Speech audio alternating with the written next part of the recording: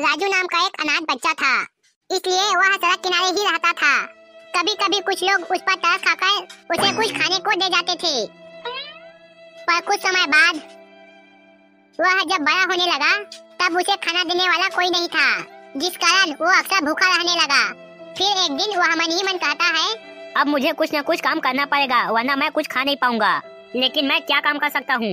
मुझे तो कुछ आता भी नहीं है। राजू इतना ही कहता है। फिर उसके बाद उसकी नजर कुछ ही दूर पर खड़े कुछ बच्चों पर पड़ती है, जो कि कबाड़ा उठा रहे थे। राजू को समझ नहीं आता और वह उनके पास जाता है। अरे यहाँ पर तो बहुत सारा कचरा है। हाँ हाँ, चलो जल्दी उठाते हैं, आज तो फुल पैसा मिलेगा।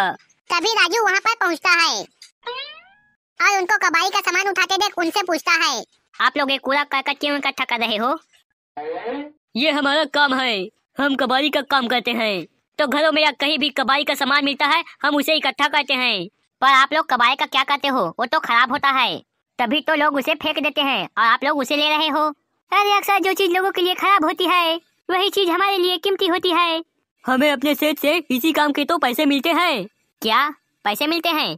क्या ये काम मैं भी कर सकता हूँ? मैं बहुत भूखा हूँ, तो मुझे भी पैसे मिल जाएंगे।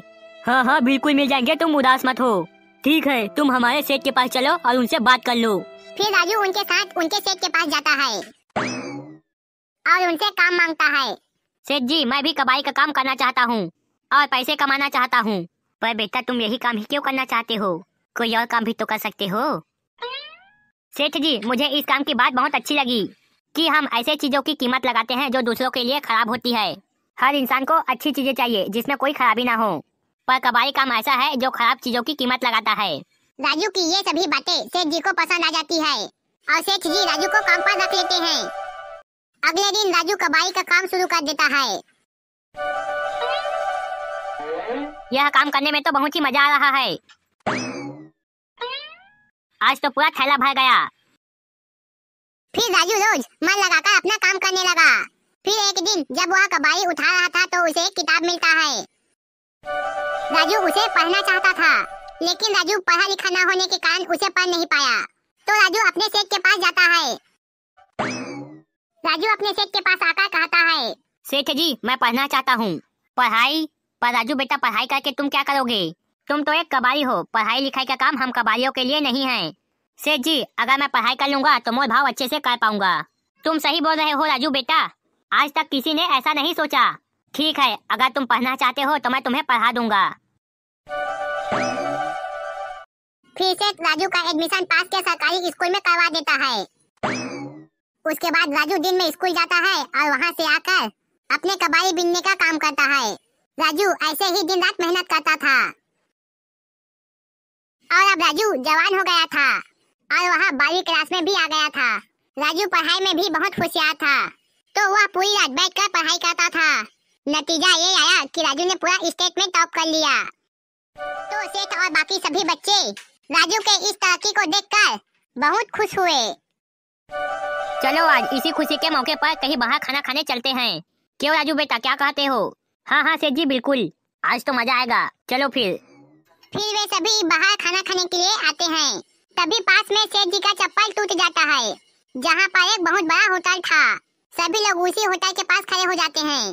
सेठ जी का चप्पल टूट जाने के कारण वह अपने चप्पल को फेंक देते हैं और वही होटल के पास रुके रहते हैं। तब राजू बोलता है, सेठ जी देखिए, कितना आलीशान रेस्टोरेंट है, चलो हम सभी भी यही अंदर चलते हैं खाना खाने के लिए। बेटा राजू, यह बहुत बड़ा होटल है, अच्छा नहीं लगेगा, चलो हम कहीं और चलकर खाना खा लेते हैं।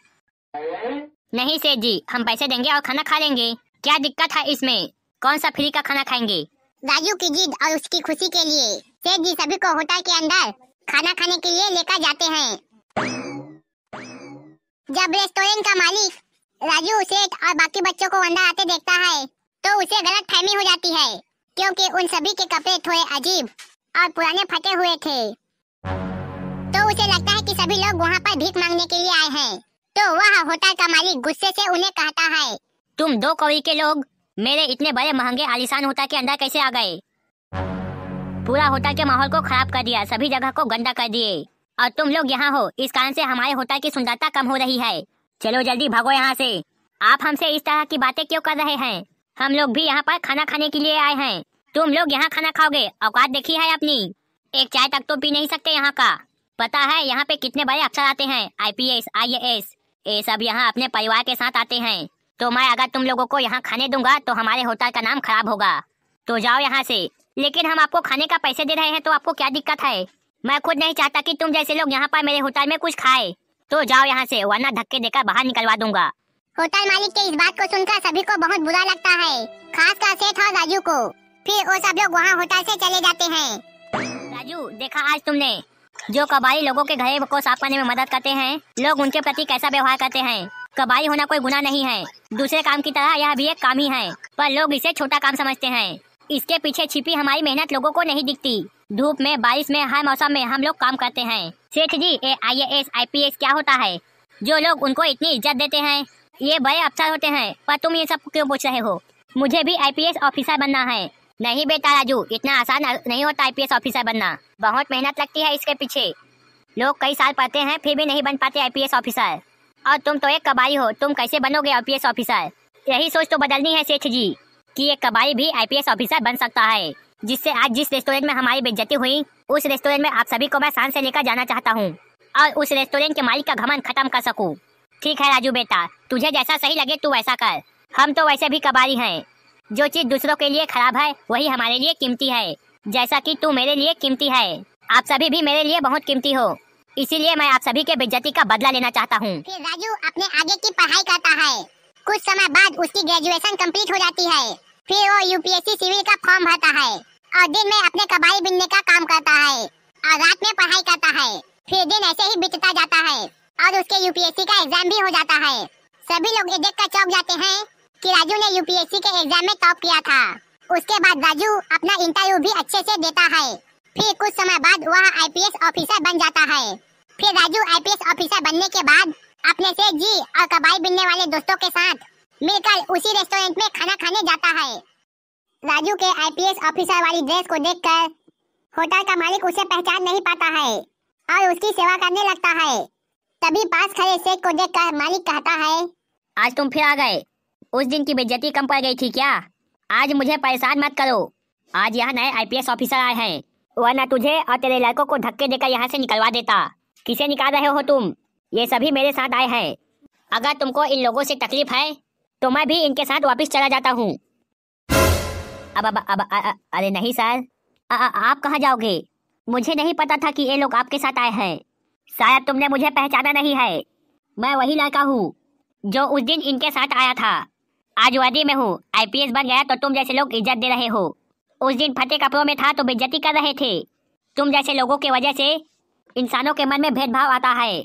किसी के कपड़ों को देखकर उसकी औकात मत पहचानो, बल्कि वो अगर तुम्हें पैसे दे रहा है और खाना खाना चाहता है तो उसे भी उतना ही इज्जत दो जितना कि IPS IAS ऑफिसर को देते हो। राजू के ये सभी बातों को सुनकर सेठ बहुत ही शर्मिंदा होता है। उसके बाद मैनेजर, मुझे माफ कर दीजिए सर, मुझसे बहुत बड़ी गलती हो गई। आज के बाद मैं किसी के साथ ऐसा भेदभाव कभी नहीं करूंगा। हाँ चलो ठीक है, कोई बात नहीं। इंसानों से गलती तो हो ही जाती है, लेकिन जो इंसान अपने गलतियों से कुछ सीखता है उसका व्यक्तित्व बहुत ही श्रेष्ठ होता है। फिर वो सभी लोग खाना खाने के लिए बैठते हैं। फिर सभी वहाँ हंसी खुशी खाना खा लेते हैं। उसके बाद सेठ जी राजू से बोलते हैं, बेटा राजू, आज तुम्हारे वजह से हम कबाड़ियों को इतना मान सम्मान मिला। ये सभी आप ही के वजह से हो पाया सेठ जी। अगर आप मुझ गरीब अनाथ को पढ़ाते लिखाते नहीं तो मैं इस लायक नहीं बन पाता। आखिर हम कबाड़ी हैं। आपने एक बेकार इंसान को बेशकीमती बना दिया। दोस्तों, इस कहानी के माध्यम से हम आपको कहना चाहते हैं कि किसी को उसके कपड़ों या उसके काम से जज मत करिए, कि कोई काम छोटा या बड़ा नहीं होता और सम्मान पाने का हक सबका होता है, फिर चाहे वो गरीब हो या अमीर या फिर कबाड़ी वाला। कहानी अच्छा लगा हो तो लाइक कीजिए, चैनल में नए हो तो सब्सक्राइब कीजिए।